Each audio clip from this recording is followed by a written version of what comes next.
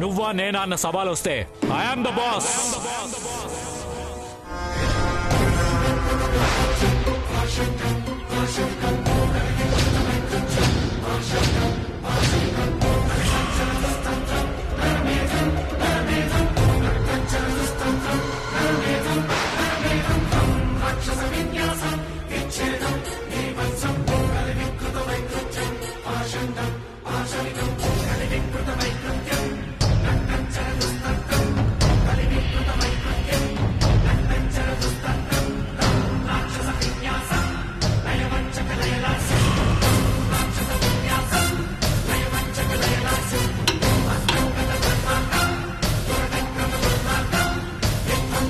అయ్యో అయ్యో అయ్యయ్యో,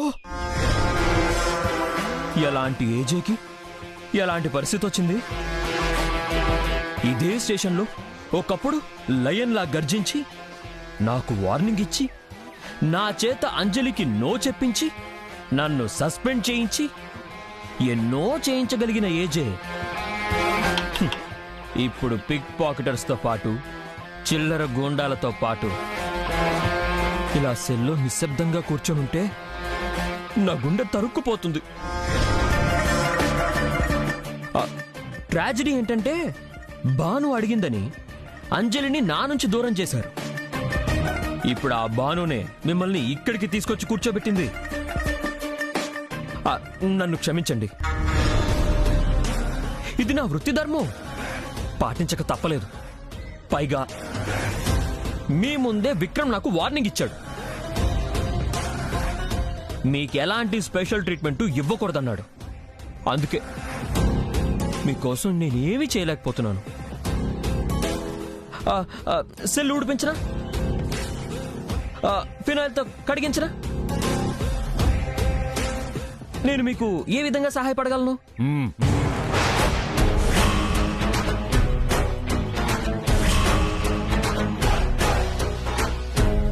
నువ్వు ఏ విధంగానూ సాయపడలేవు. నీకు కావాల్సిందే జరిగింది. నన్ను ఇలా చూడటమే నీ జీవిత జయమని, ఇలాంటి పరిస్థితుల్లో నేను ఉన్నందుకు నీకు సంతోషంగా ఉందని నాకు తెలుసు. నా గురించి నేను చూసుకోగలను.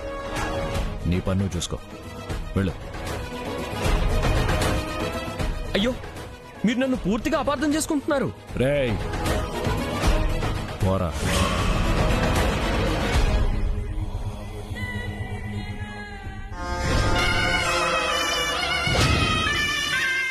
ఏజే సెల్ నుంచి ఏకంగా జైలుకే వెళ్తాడు.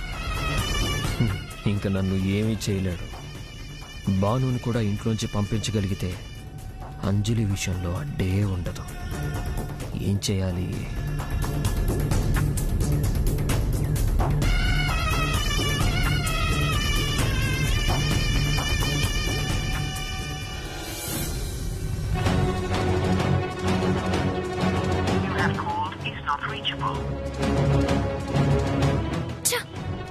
సమయానికి కమిషనర్ గారి ఫోన్ నాట్ రీచబుల్ వస్తుందేంటి? కమిషనర్ ఆఫీస్ నంబర్ ఉంటుంది కదా.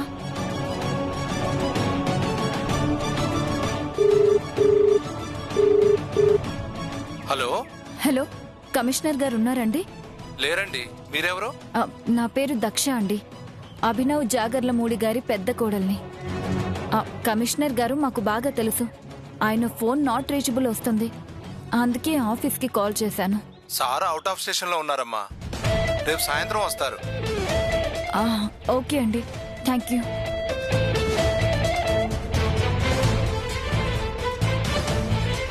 ఏజీని ఎలా విడిపించాలి? విక్రమ్ తిన్నింటి వాసాలు లెక్క పెట్టినట్టు మా ఇంట్లో ఉండి మా ఫుడ్ తిని ఏజే మీద నింద మోపి అరెస్ట్ చేయించాడు.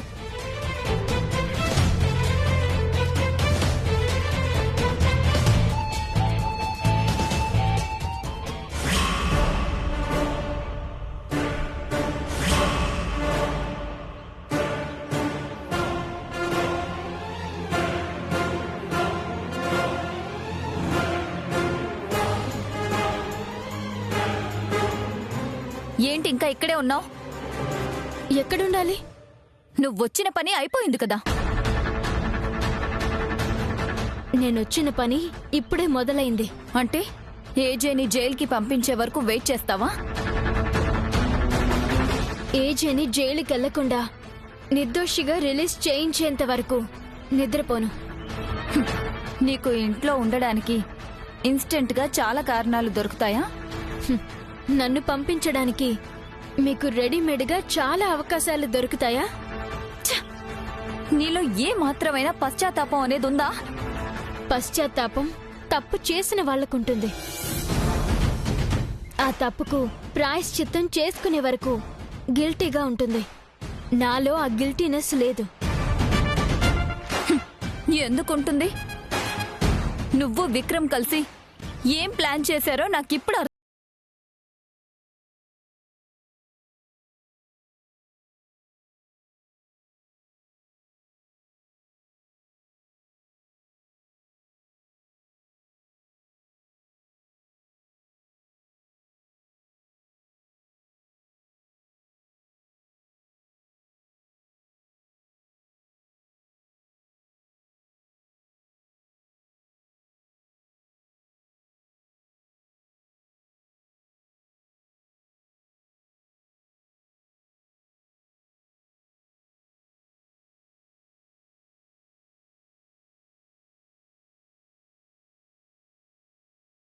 సిస్టర్,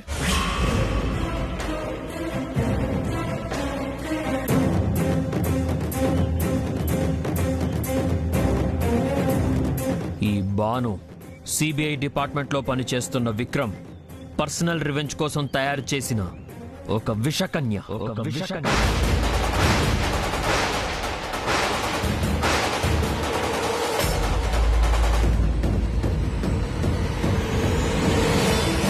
ప్రవల్లిక అత్తయ్యని చంపింది ఏజే అనే అపోహలో ఉన్న విక్రమ్ ఈ బానుని పెళ్లి చేసుకుని మరి ఈ ఇంట్లో అడుగుపెట్టి సాక్ష్యం సంపాదించమని ప్రయోగించాడు.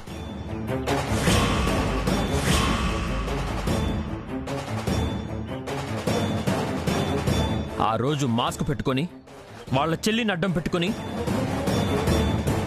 ఎవరో బ్లాక్మెయిల్ చేసి తాళి కట్టించుకోమన్నారని అబద్ధం చెప్పిందే. ఆ అబద్ధం కూడా ఈ బాను విక్రమ్లు కల్పించిందే.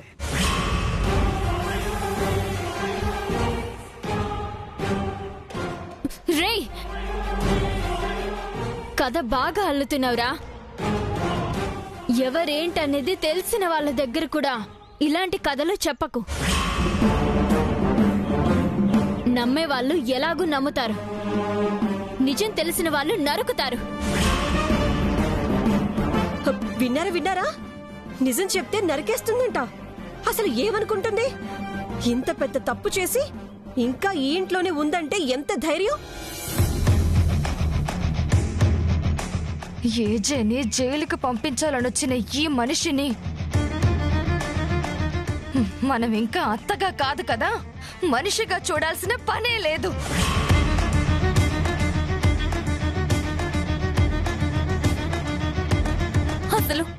అసలు నీకు ఈ ఇంట్లో ఉండే అర్హతే లేదు.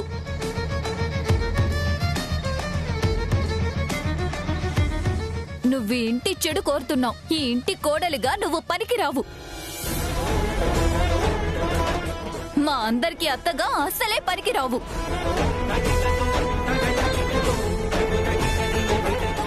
ఏజే భార్యగా ఉండే అర్హత కూడా నువ్వు కోల్పోయావు.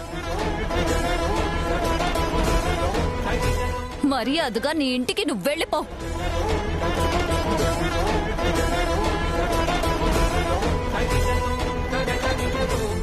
ఏంటలా చూస్తున్నావు? నీ కళ్ళబొల్లి మాటలు జయమ్మ నమ్మే స్టేజ్ ఎప్పుడో దాటిపోయింది.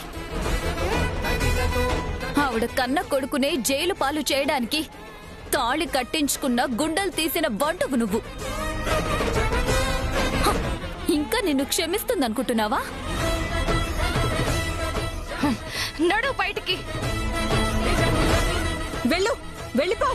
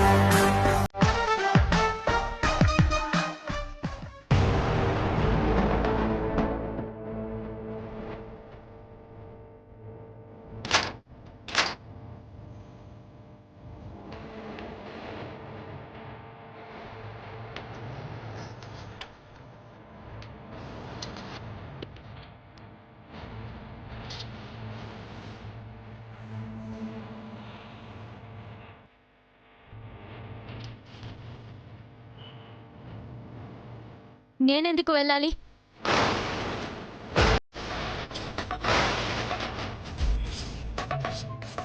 అసలు వెళ్ళమనడానికి మీరెవరు? అసలు నువ్వెవరు ఇక్కడ ఉండడానికి? ఏజే భార్యని.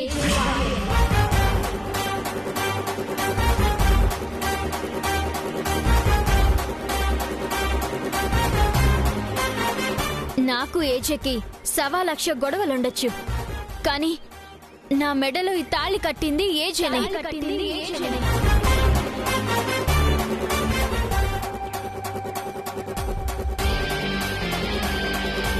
ఈ తాళి నా మెడలో ఉన్నంత కాలం నేను ఏజే భార్యనే, ఈ ఇంటి కోడల్ని.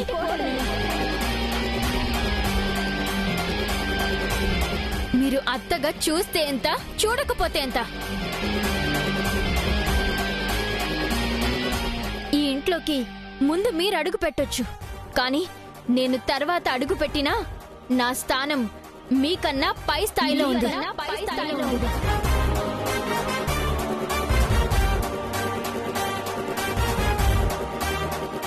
భర్త ఇంట్లో లేనప్పుడు భార్యని బయటికి గెంటేసే ఆచారం, సంస్కారం అనిపించుకుంటుందని మీరనుకుంటే అత్తగా మీరు శాసించండి, వెళ్ళిపోతాను.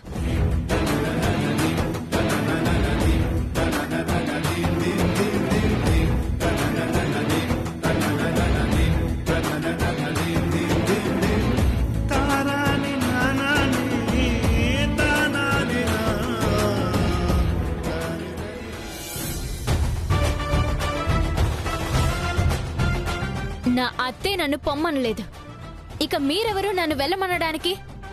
ఈ ఇంట్లోనే ఉంటా, బరాబరుంటా. ఎలా పంపిస్తారో, ఎవరు పంపిస్తారో అది కూడా చూస్తా.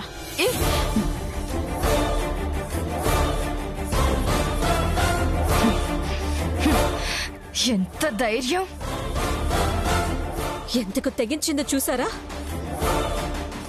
నువ్వు చాలా చక్కటి లాజిక్తో జయమ్మ నోరు మోయించావు. నిజమే, భర్త ఇంట్లో లేని సమయంలో భార్యని గెంటేసే హక్కు ఎవ్వరికీ లేదు. కానీ ఆ హక్కుంటే మాత్రం ఈ కోడళ్లు పెట్టే టార్చర్ ఎలా ఉంటుందో తెలుస్తుంది. దాన్నుంచి నిన్ను తప్పించి ఇప్పుడే వెళ్ళమనడం కరెక్ట్ కాదు. ఉండు, ఎందుకు ఉన్నానా అని నువ్వే అనుకునేలా నేను చేస్తాను. ఛాలెంజ్. అవునా? ఎందుకు బాను జోలికి వెళ్ళామా అని మీరనుకునేలా నేను చేస్తా. ఇంతకు ముందు వేరు, ఇప్పుడు వేరు. చూసుకుందాం. ఛాలెంజ్.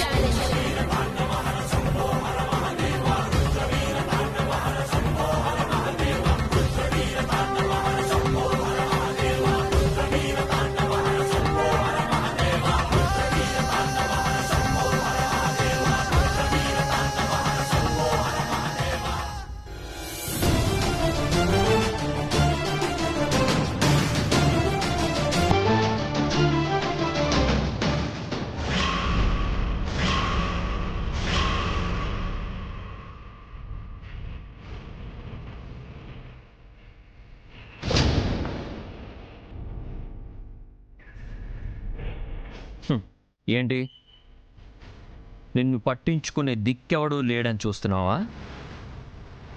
ఆ బాను మొగుడిని పట్టించుకోవడానికే కుదరక ఏడుస్తుంది. ఇంట్లో అందరూ బానుని శత్రువులా చూస్తున్నారు. ఇంకా నిన్నెవరు పట్టించుకుంటారు?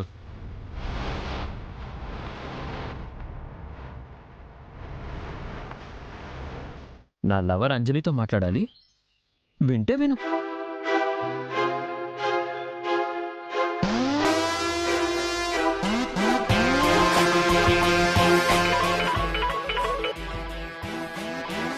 హాయ్.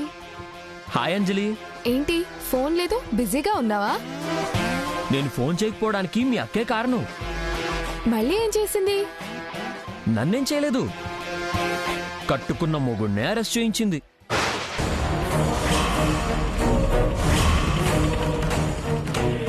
ఏంటి? అవును, మీ అక్క పెద్ద ప్లాన్ ప్రకారం ఇంట్లో అడుగుపెట్టింది. ప్రవళికని చంపింది ఏజే అని ఏవో దొంగ సాక్ష్యాలు పుట్టించింది.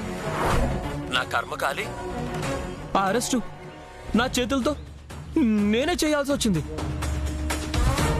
ఇంత జరిగిందా? అవును, మీ అక్క ఇంత పెద్ద జగత్కిలాడి అనుకోలేదు. అందుకే మనం జాగ్రత్తగా ఉండాలి. పొరపాటును కూడా మీ అక్క నువ్వు నమ్మకు. ఇంకానా? లైఫ్లో మాత్రం నమ్మను. That's good. ఉంటాను. సింధుకి మంచినీళ్ళు ఇచ్చే దిక్కు కూడా లేదు.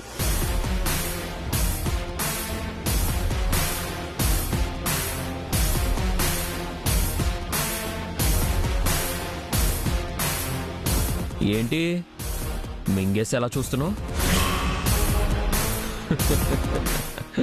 నేను ఈరోజు చాలా హ్యాపీగా ఉన్నాను.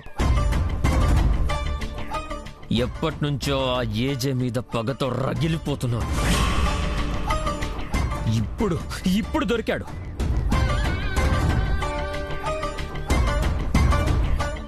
మామూలు ఖైదీలుండే సెల్లోనే పడేశాను. అతని పని ఫినిష్. ఇంట్లో వాళ్ళు భానుని ఖచ్చితంగా బయటికి గెంటేస్తారు. భాను పని ఫినిష్. ఇక నీ పని ఫినిష్ చేయడానికి మంచి ముహూర్తం కోసం వెయిట్ చేస్తున్నాను.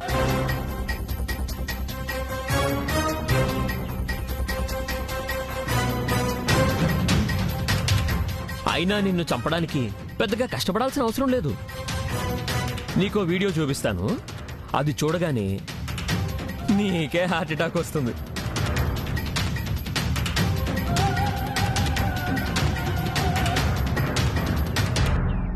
నేనే ప్రవళికని చంపుకున్నాను.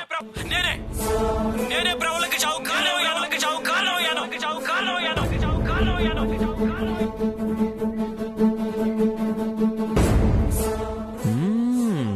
నీ గుండె గట్టిదే. అయితే నీకు మంచి ముహూర్తం పెడతాను. వస్తా.